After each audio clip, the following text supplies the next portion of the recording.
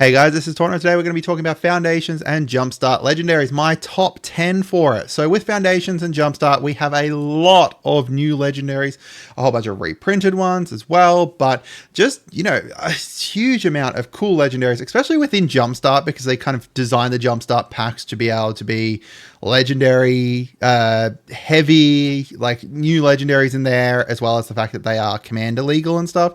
So we have a huge amount of new stuff to kind of check out here. Because Foundations is like a core set, it doesn't bring a lot of super interesting legendaries. Like I wouldn't say any of them are, over the top. There are some interesting ones, but none that kind of like, completely break the game kind of thing. But they are relatively simple, straightforward, and they work on commanders for existing themes, which means that they are going to be evergreen, getting upgrades throughout most sets kind of stuff, whether it's a life gain strat or a burn strat, that kind of thing. There's stuff that is within so many decks that you will be able to find a huge amount of upgrades throughout the year for if you are building one of these. So let's get into it. We're going to start with Niv Mizzet Visionary here. He turns any burn that you deal to an opponent into card draw. He goes infinite with his other versions that are whenever you draw a card, deal damage to something, because then he's deal damage and then you draw a card and then you do back and forth, etc. You can turn him into some very interesting decks though if you look at like Wheels or something, but most interesting is that you can run him with Dragon's Approach as well to turn that into huge card draw, which then, you do that, you get card draw, you get more of the Dragon's Approach into your hand, etc. He's also just a very classic kind of card draw engine piece if you want to make like an Izzet Spellslinger card draw and you don't want your deck to be completely kind of rotational or reliant on your commander. He's going to serve as a decent kind of commander to do that with if you're not kind of wanting to rely too much upon him. We've got Alicia who laughs at fate. So she plays on very similar themes to her previous version. Technically, she doesn't need to attack either to be able to get this res. The reanimate, you just need something to have attacked. The attacking is beneficial because it buffs her up, but you don't need to rely on that. The reanimate is also based off her power and the creature's mana value, so it can be easily abused. Unfortunately, it is capped at once per turn, but it's not capped by power like her previous version was. You could, reanimate a huge thing if you had the power on her and the mana value was less than it. It fits well on as a commander for like aristocrats, a sacrifice, or like a self-mill / discard reanimator. There's a huge amount of different things that you could potentially work in with her. We've got Kaikar Zephyr Awakener. So he is a fantasy bird and he works amazing as a flicker commander because suddenly all your flicker like instants and sorceries are doing it an additional time. You can also be used as a spirit or flying tribal commander as well if you wanted, because he's going to pump out these white spirit tokens that have flying. The flickering can be used as well to protect your stuff. Suddenly all of your non-creature instants can save something. If you don't have a counter spell in your hand or something, you could cast an instant that draws you a card, and that instead will also exile something, so you could save one of your big kind of value pieces. Unfortunately, you cannot exile Kaikar with it because of the fact that it says exile another target creature, but still. You could also save two things if you cast, the flicker onto Kaikar and then, the flicker something else. So you can use less deck slots on your actual kind of other flicker instants and sorceries if you like, as you have that within your command zone, or you could combine it and just create this insane flicker engine of just doing, 100 things a second. We've got Felia, Viper Whisperer. So she is like a Gorgon / Snake tribal, and I think that's really cool. There's a lot of Death Touch and Death Touch synergy within those creatures. Making people lose half their health is just hilarious, especially when they've gone like this health strat game and they've got to like 100 health and then you just come in, oh look, now you're back to 50.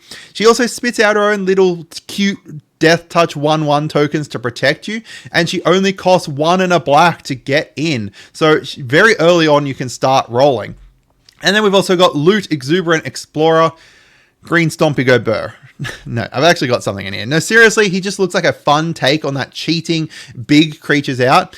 He's interesting because he's a fairer, in my opinion, Kona, but also more abusable, right? Kona, you're kind of limited at that once per turn thing, while Loot, you can you can do a huge amount of stuff to be able to just untap him, untap your land, use him constantly, use him on every person's turn, do this, do that. You can just turn your brain off and just play big, stompy green creatures, and that's how I'm going to build him. And that's actually how I'm going to show you guys how to build him. I have put up a deck tech for him and a deck tech for Athalia. Both of those two are up for my members. If you are a $5 a month, $6 Australian a month member, you get access to these two. I am building a big kind of repertoire of big, playlist of budget commander decks that you guys are able to access and stuff if you are a member.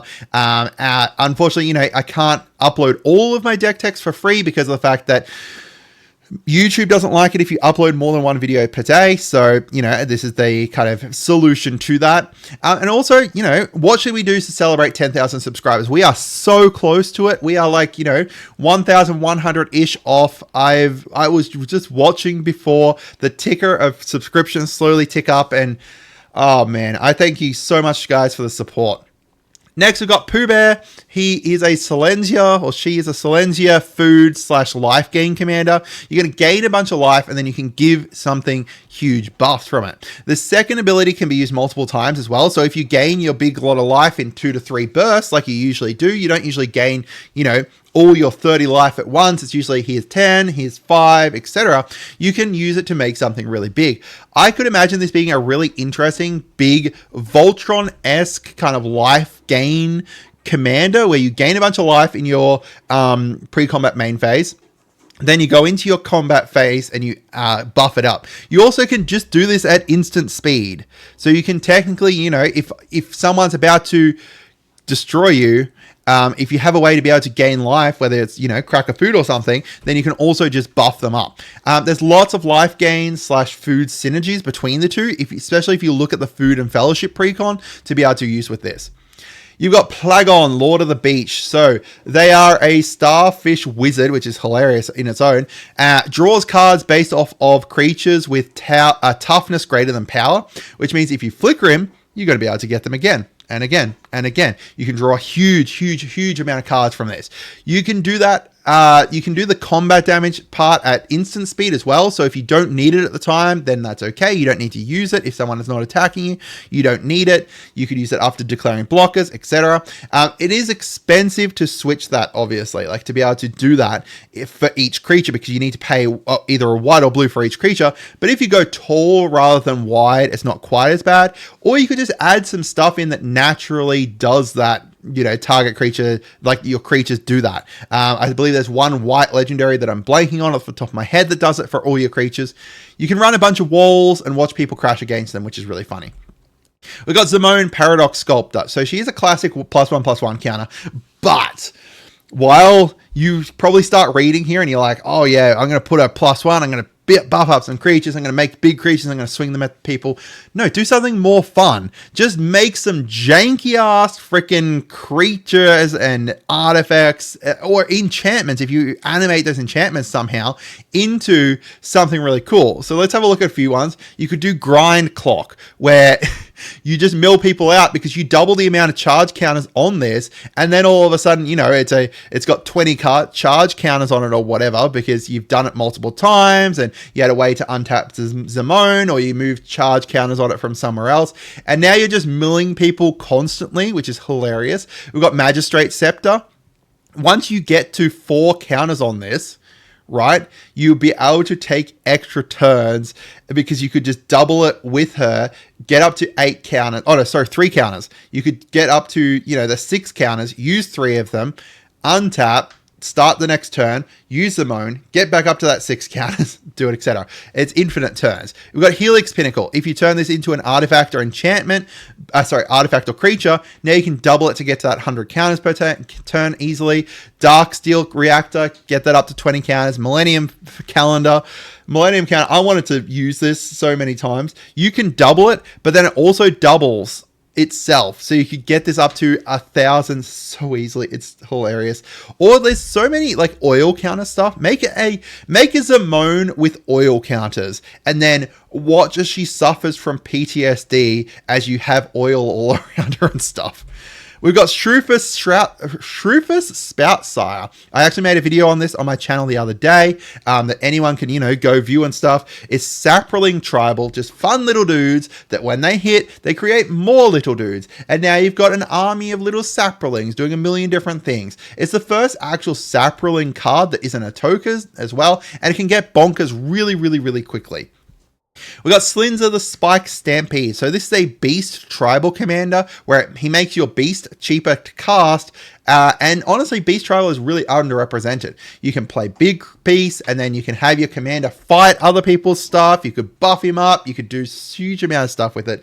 Has all the makings of a really simple deck where you're just, playing Gruul Big Stompy and you're hitting face and you're doing a huge amount of beasts out that are all getting additional +1s on them, and then you've got all that +1 synergy in there, and it's pretty simple to be able to build. I think this is a great starter commander for people to be able to build for themselves, because you can just he tells you exactly what he wants within his deck. He wants beasts, he wants stuff that synergizes with counters, he wants stuff that is big power, and he wants to be able to buff himself up. You've got an easy way to be able to kind of work with it. So, thoughts? Did I miss your favorite from the new cards? Let me know down below. I hope you guys had a wonderful day. And if you become a member, thank you so much. Even if you just subscribe, even if you just like the video or comment, whatever you guys want to do to support me, even just being here, watching me, thank you so much. Have a great day and goodbye.